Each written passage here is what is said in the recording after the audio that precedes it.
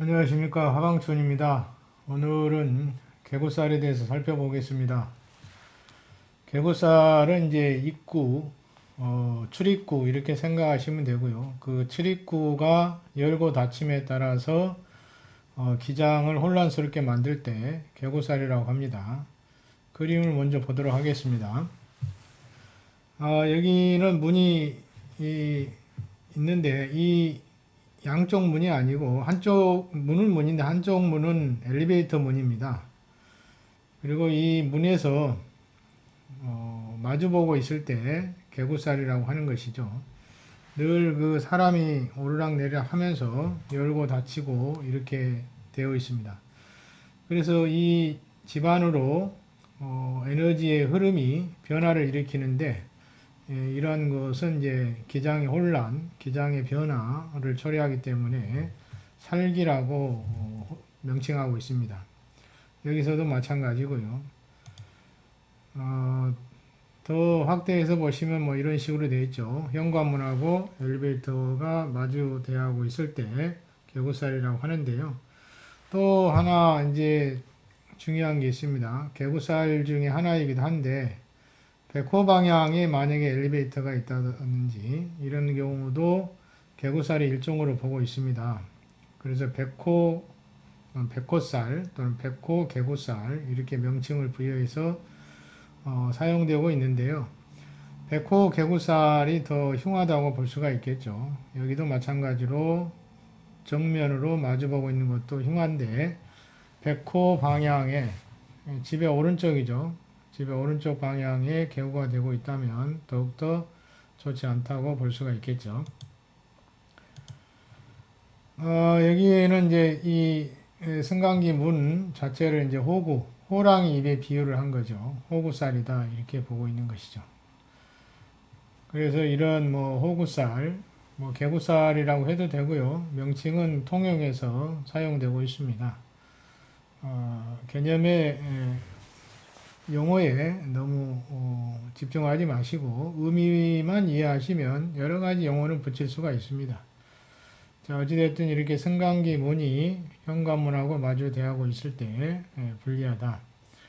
현관문은 에너지의 출입구라고 보시면 될 것 같습니다. 에너지의 출입구 상에 변화가 심하게 일어날 수 있는 것이죠. 그래서 집이 세온에 돌입했을 때는 이러한 개구살이 더 강하게 등장하는 것이죠. 그래서 문제가 더 심각해집니다. 여기도 집하고 승강기 문이 마주 대하고 있는 경우입니다. 여기는 이제 백호에 문제가 있는 것이 많은데 백호 방향의 문제점은 몇 가지로 나누어집니다. 다양한 형태가 있는데 그냥 백호 방향에 살기가 있다라고 생각하시면 될 것 같아요. 여기도 보시면은 이제 백호 방향에 문이 열린다는 것이죠. 그리고 이제 오른쪽에 건물이 높게 서 있는데 이것은 이제 백호 앙두라고 그래서 머리를 쳐들었다는 얘기죠. 그래서 흉한 조짐이 있다. 또 흉하다 이렇게 보시면 되는데 사실 이 백호가 너무 강하거나 또는 백호 방향에서 공사를 하거나 했을 때는 문제가 등장을 합니다. 에너지의 파장을 받게 되는 것이죠. 그럴 때는 유념하셔야 될 것입니다. 어쨌든 이렇게 백호 방향의 개구살 말씀을 드렸고요. 그러면 이제 입을 벌리고 있다라고 하는 것이 개구인데 거기에 대한 살기를 의미한다 이렇게 보시면 이해가 다 되실 걸로 보입니다. 여기도 마찬가지로 뭐 집이 있는데 지하 차고가 있다든지 그것도 개구살로 볼 수가 있는 것이죠. 자, 이 정도 그림을 보고 이해를 하셨으면 이제 글자를 좀 보시면 더 시원하게 이해할 수 있을 것입니다. 주택의 대문이 승강기와 마주보고 있다라고 되어 있죠. 또 승강기 문이 현관에서 마주 보이는 것이죠. 그리고 승강기 문이 열고 닫히는 것은 호랑이 입모양과 비슷하다. 그래서 노살, 아까 말씀드렸죠. 호구살, 개구살 다 동일한 용어라고 보시면 됩니다. 호구살, 노살. 또는 개구살. 승강기 문이 닫히는 형상이 호랑이가 음식을 삼키는 것 같은 모양이라서 좋지 않다. 그래서 집안의 문으로 드나드는 에너지를 흡수해 나가기 때문에 설기작용, 에너지의 유출이 심하다 이렇게 보는 것이죠.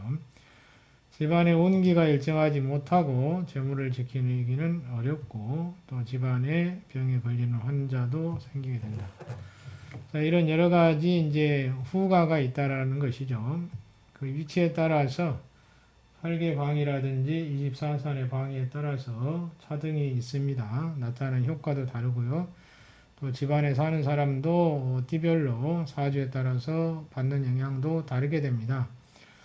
이러한 기운도 충분히 이겨낼 수 있는 사주를 갖고 있다면 어떠한 일도 발생하지 않겠죠. 그러나 그렇지 않다면 더욱더 심하게 영향을 받게 되는 것입니다.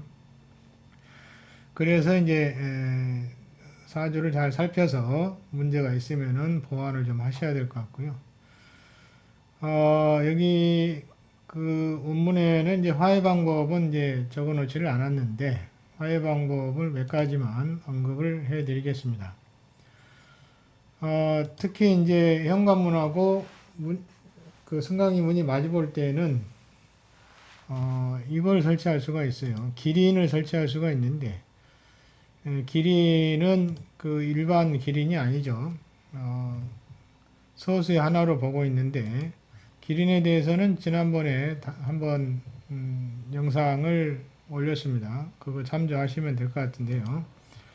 기린은 이제 벽사작용을 하죠. 삿된 것을 물리치고 화살작용, 살기를 풀어주고 재물을 부르고 그 다음에 집안을 좋게 만드는 공력이 있는 것으로 보고 있습니다. 그리고 태평스럽게 만들어주는 효과, 그 다음에 장수하게 하는 것, 이런 여러 가지 공력이 있기 때문에 인간에서는 이제 아주 귀중하게 생각하는 서수 중에 하나이죠. 자, 이걸 설치해서 개구살을 누를 수가 있다라고 하는 것이죠. 또 하나는 이제 산해진을 설치하기도 하는데요. 산해진을 대문 입구 쪽에 설치해서 승강기와 마주보게 설치를 합니다. 산해진에 대해서는 또 이것도 영상 업로드를 해드렸으니까 참조하시면 될 것 같아요. 특히 이제 중간에 발극, 태극도 이것이 들어가 있고, 그 다음에 호수나 바다가 또 들어가 있죠. 그 다음에 산도 들어가 있고, 산수가 다 들어가 있으며, 부족도 들어가 있고, 이런 게 있습니다. 이 산해진은 살기를 완전히 배제시키는 역할을 하는 것으로 보고 있습니다. 그 기능이죠. 산해진의 기능. 그래서 여러 가지 배합을 해서 기온을 조정하는 역할을 하고 있는 것입니다. 지금 이제 개구살에 대해서는 두 가지 말씀을 드렸는데, 어떤 분은 뭐 주방과 침실문이 마주볼 경우도, 이런 경우도 개구살의 일종으로 보는 사람도 있습니다. 그런 경우에도 이제 재활을 해야 되는데, 재활을 할 때는 그 오행에 방이상 오행에 따라서 이제 참조를 하고 그 다음에 주방과 침실의 오행에 따라서 배합을 해서 순통하도록 만들어야 될 것입니다. 또 하나는 이제 그 개구살을 풀 때 팔개 거울을 설치하기도 하는데요. 이 팔개 거울은 거울이 달려 있다 보니까 맞은편 집을 마주 대하지 않도록 조심해야 할 것입니다. 특히 이제 요면, 철면과 요면 두 가지가 있는데 오목, 활개경을 문미에 설치해서 밖으로 흘러나가는 기운을 수치하는 역할을 하도록 합니다. 그래서 보통 이 세 가지 하고요. 뭐 다른 것도 많이 있습니다. 또 학자들마다 또 하시는 분마다 여러 가지 다른 방법들을 응용해서 많이 사용하고 있는데요. 오늘은 그 기린 설치하고 산해진 그 다음에 팔개 거울을 통해서 민간에서 많이 활용되어지고 있다. 개구살을 푸는데 이러한 것을 사용하고 있다는 점을 말씀드렸습니다. 자, 오늘은 그 개구살 그 호랑이 입에 비유해서 생각을 하시면 쉽게 이해가 될 수 있고요. 입을 벌리고 있다. 개구죠. 또는 입을 벌리고 닫는 것인데 어찌됐든 입을 벌리고 있어서 문제가 되는 살기 이렇게 생각하시면 될 것 같습니다. 자, 오늘은 여기까지 하겠습니다. 다음번에 또 살기에 대해서 하나씩 언급을 좀 해드리겠습니다. 이런 내용은 실제 현장에 가보면 감정하러 갔을 때 이런 것들이 없을 것 같은데 상당히 많습니다. 그래서 필요한 재활을 하시거나 해야 합니다. 그래야 문제가 없겠죠. 여기까지 마치겠습니다.